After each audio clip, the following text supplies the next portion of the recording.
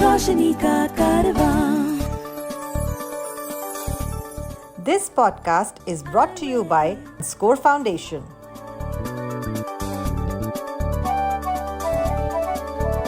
ये है रोशनी, रोशनी, रोशनी का कारवां. रोशनी.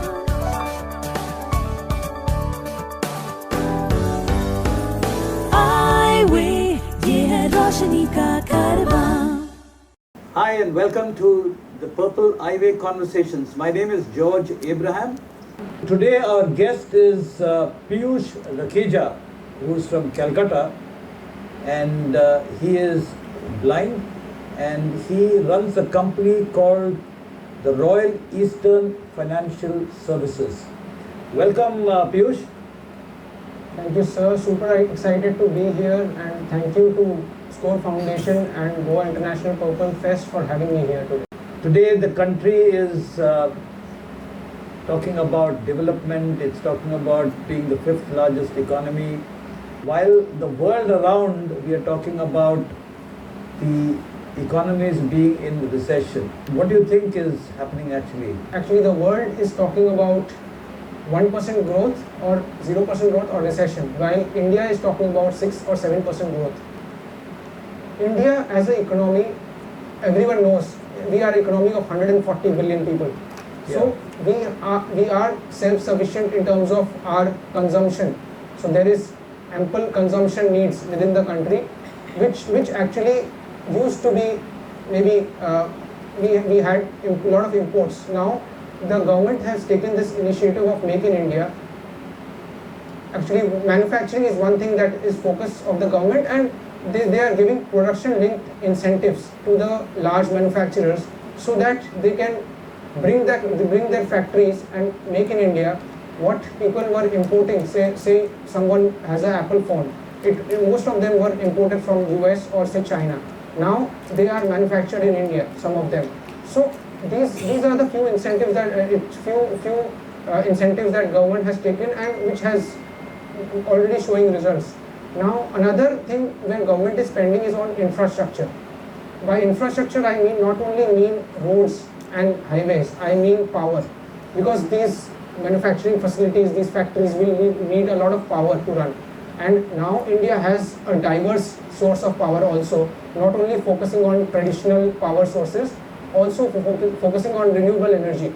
So now India has been doing well because of stable government, good spending on infrastructure and facilities, and then also on growth drivers like manufacturing and consumption. You as a blind person chose to get into finance, which is considered to be slightly difficult because there are a lot of number crunching involved and probably use of technology and so on.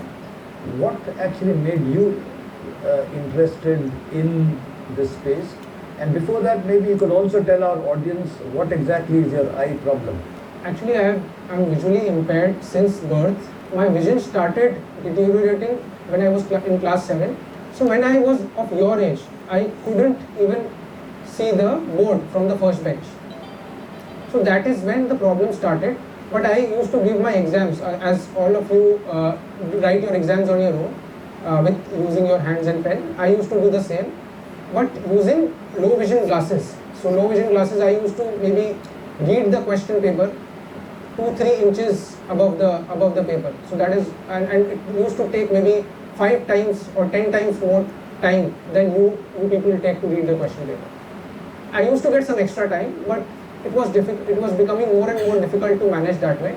That is when I actually used a scribe. And coming to your other question now about how I got into this finance, because I always had this knack of managing money when I was even in my school, when I was there in my class 11 and 12. That is when I started reading about equities, started reading about markets. Obviously my father didn't trust me that time, so I didn't get any money to invest that time, but I started reading about it. Yes. And then during my graduation, my father told me, take this 21,000 rupees and do whatever you want with this money.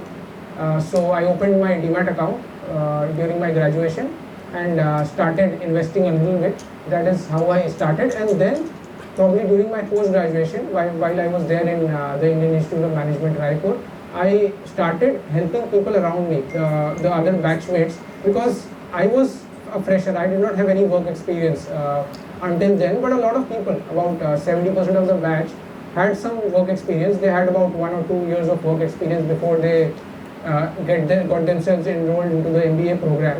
So I started helping them, and I started finding out that there is a huge gap in what people should do and what people actually do. And with helping them, I thought, yeah, why not make this as a career?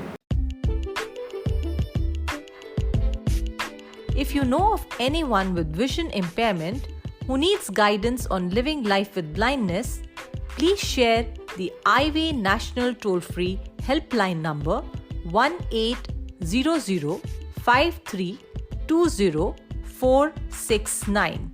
The number is 1800-5320-469.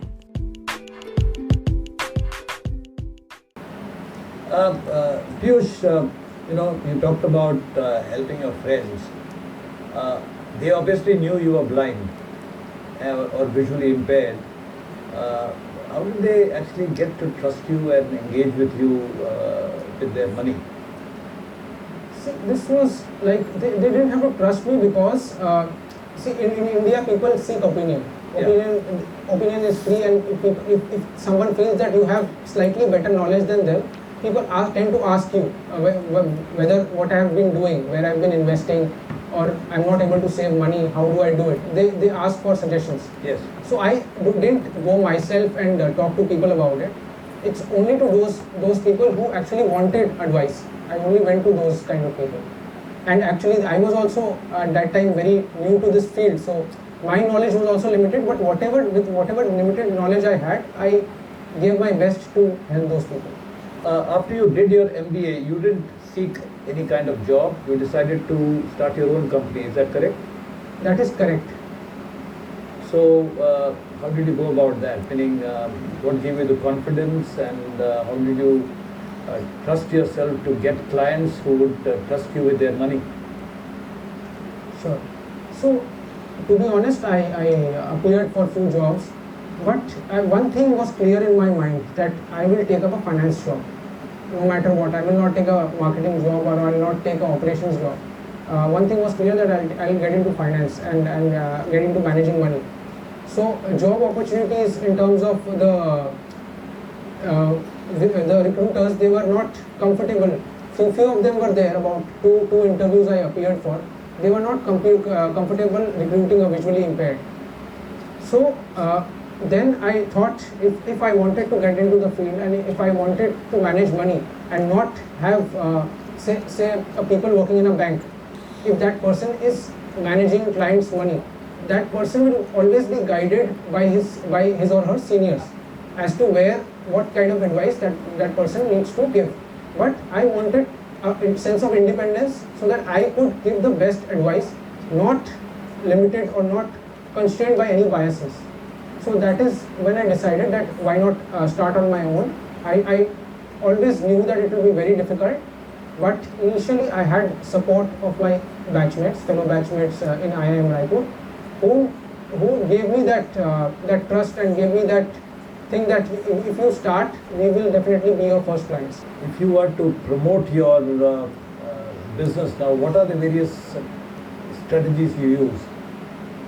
So let me first talk about how I deal with my friends and how I made them my clients. Okay. So first, there were a very limited set of people, set of friends, very close friends, about say 5 or 6 of them, who started investing through me in the first 2 months of my starting my venture.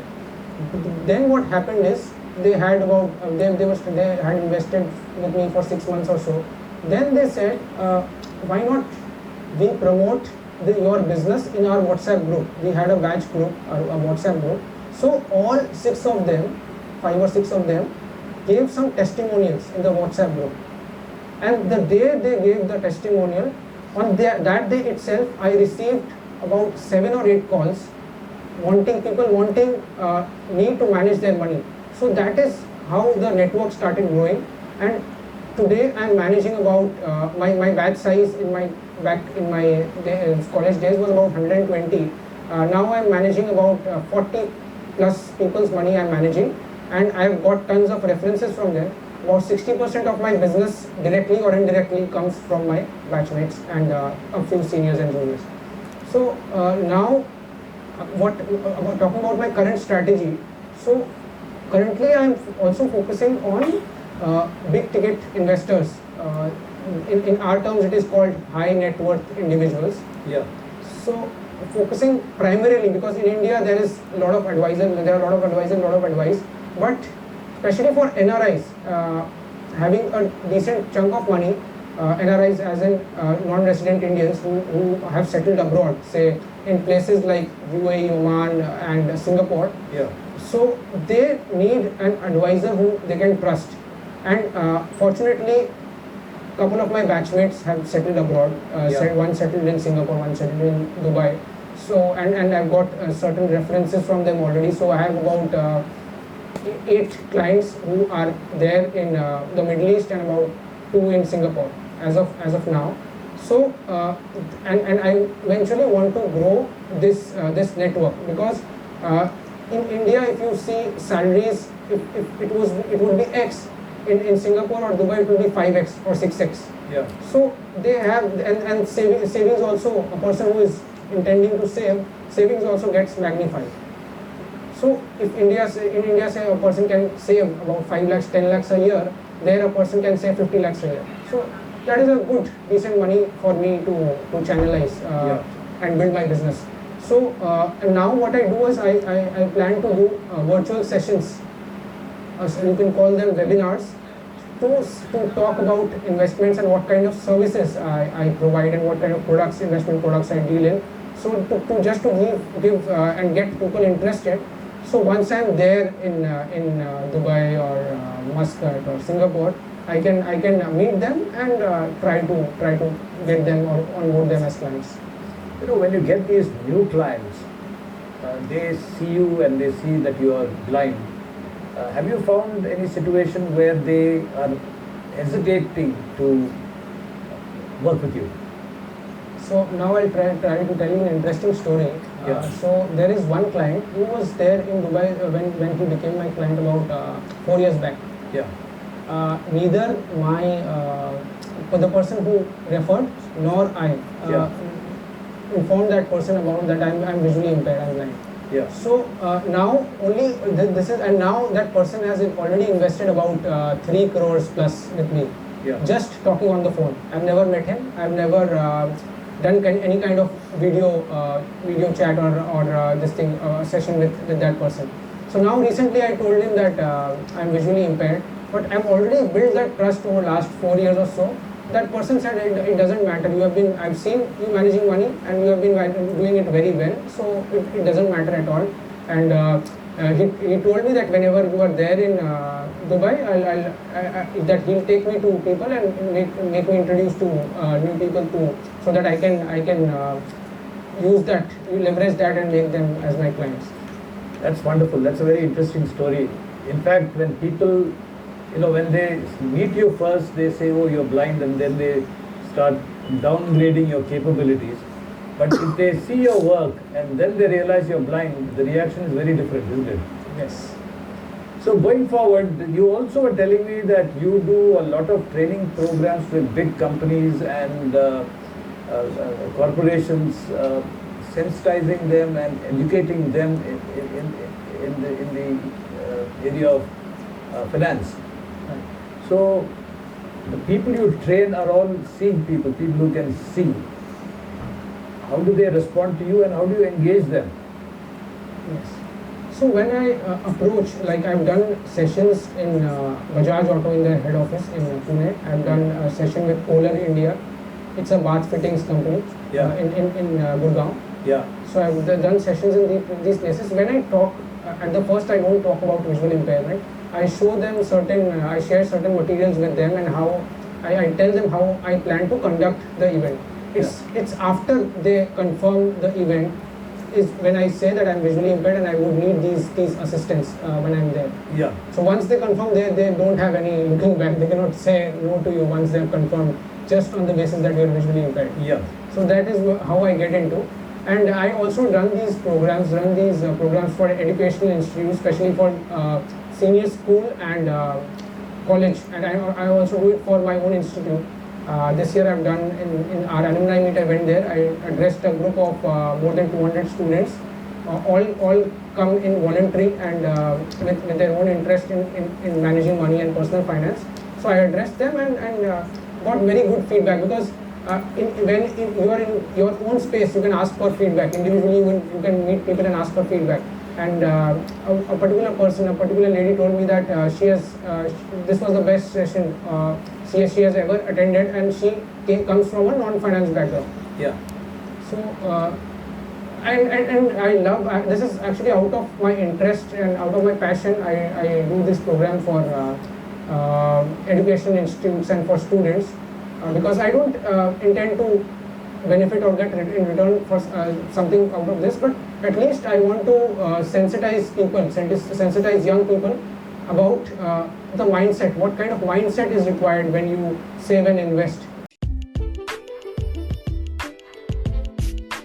To support our work with the blind and visually impaired, you can visit the donate page on our website www.scorefoundation.org.in.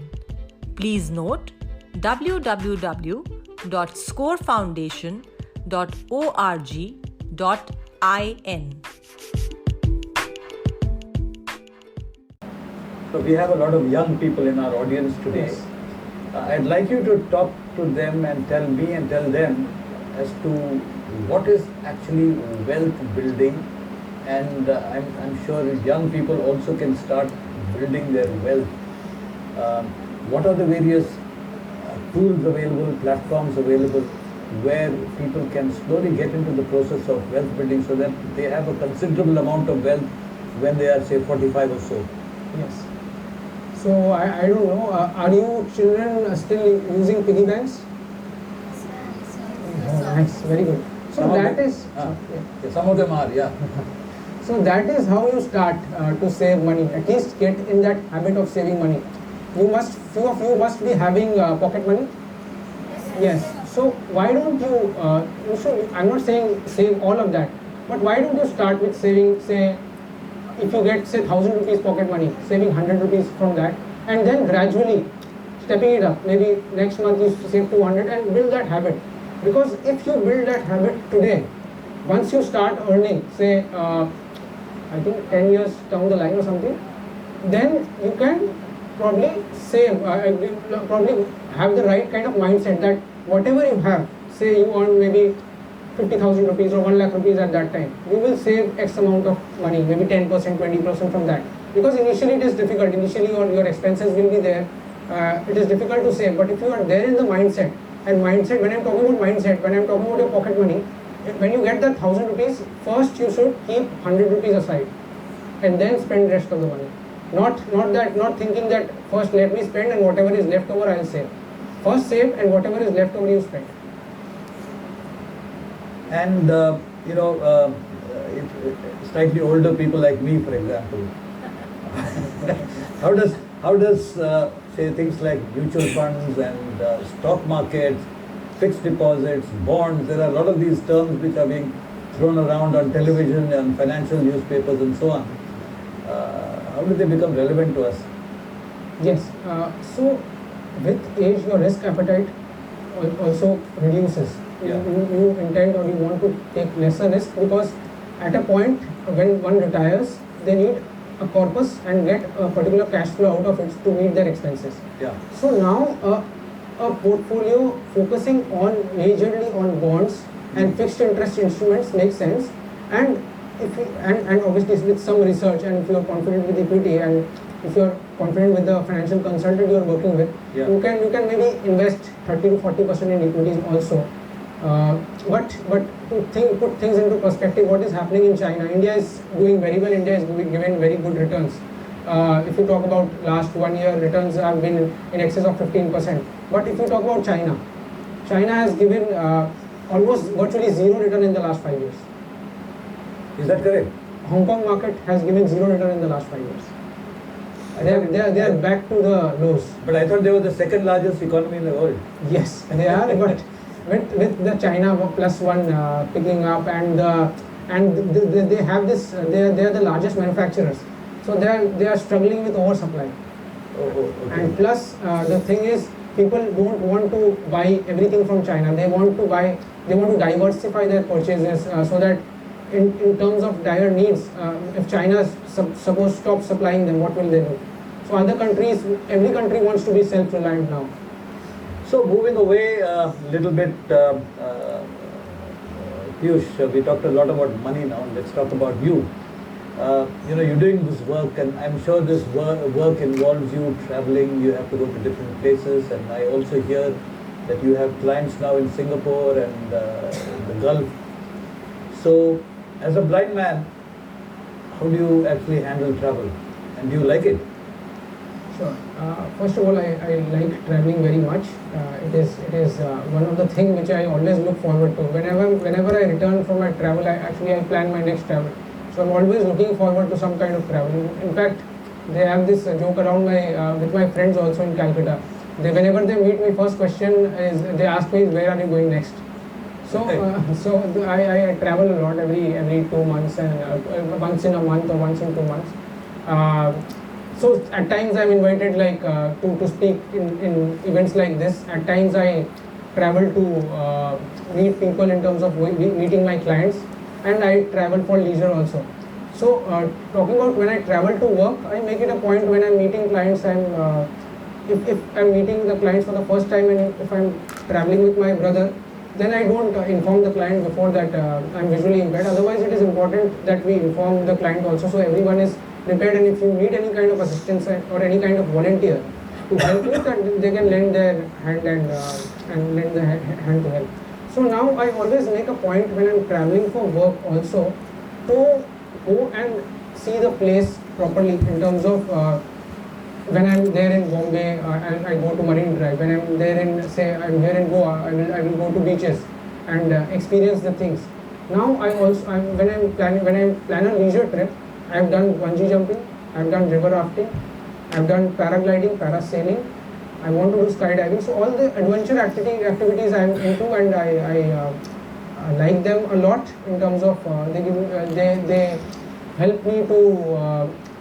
Actually, I used to fear also height before, but now they help me to eliminate all my fears as well. So for people who don't know bungee jumping I've done in Rishikesh.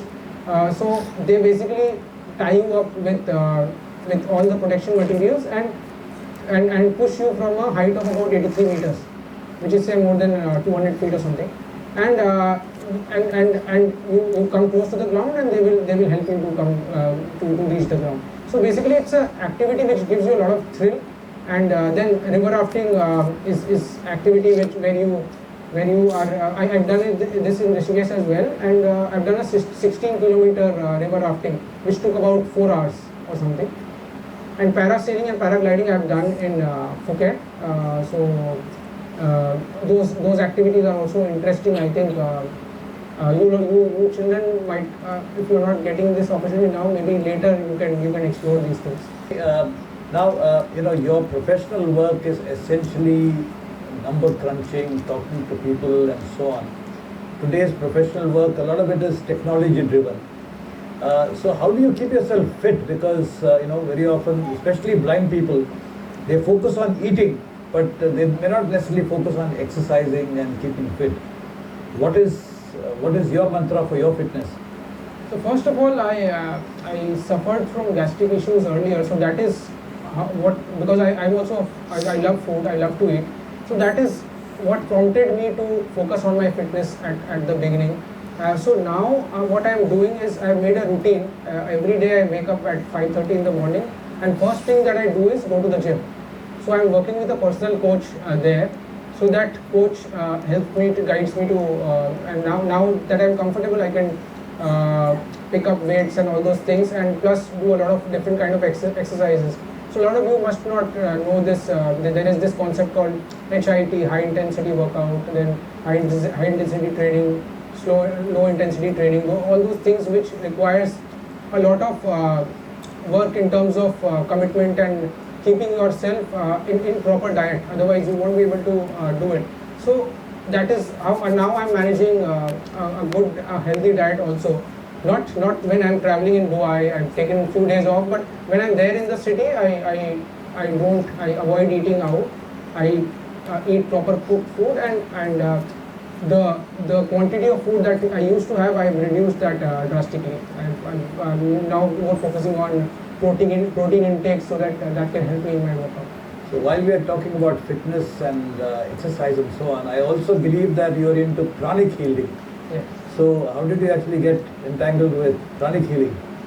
So there is this cousin sister who was in pranic healing, who is in pranic healing for the last 20 years or so. Yeah. So she was the one who actually pushed me. You can say that you should at least try it once. Do one program of pranic healing. If you can, if you like it, you can carry on. Yeah. That is how I started, because I normally when people ask me to try something, especially to do with say mental well-being, I try it because I've done a lot of things, not only pranic healing. So pranic healing, I've done the 5 courses.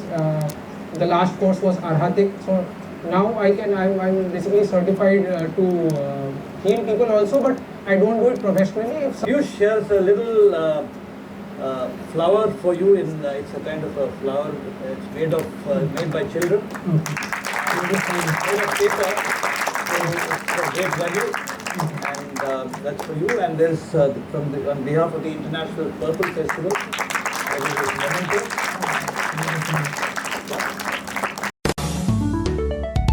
Highway, ये है रोशनी का कारवां. This podcast was brought to you by Score Foundation.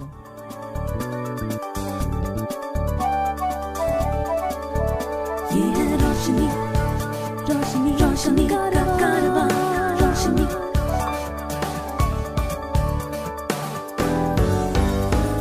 Highway, ये है रोशनी का